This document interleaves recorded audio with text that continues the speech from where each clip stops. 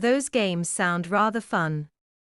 I never got to play anything quite as daring as that.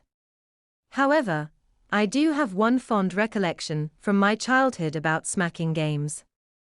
In the late 1970s, I was just starting primary school, and when I was 6, there was a pretty blonde girl called Amanda in my class, who was my first crush.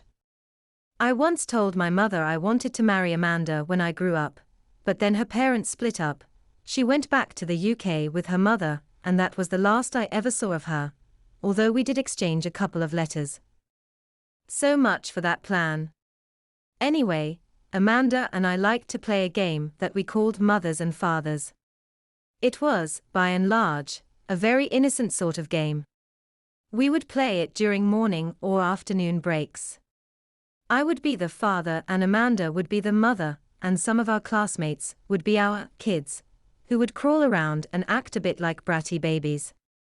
I don't think we were ever the kids in this game, we were always the mum and dad. The kids needed discipline, and Amanda would smack them on their bottoms now and then. That was quite a core component of the game.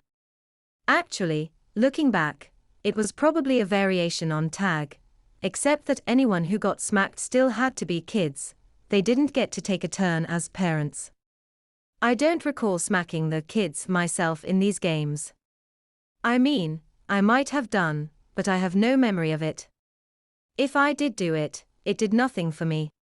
What I do quite vividly remember though is the little thrill I got every time Amanda smacked them. The seeds of my adult spanking fetish were beginning to germinate. I think I was quite happy to let her be the disciplinarian, because in my home, my mother gave 99% of all my smackings, so I just saw it as being mainly the mother's role. Perhaps it was that way in her home too. My first ever teacher was fond of dishing out the occasional smack on the back of the hand. That neither upset nor excited me. But I recall on one occasion, she threatened to put me over her knee. Despite my very young age, I actually did become rather aroused at that thought. It's one of the earliest memories I have of being properly turned on by spanking, or at least, the thought of it. She never did give me such a spanking, which was probably for the best, but part of me wishes she had carried out her threat.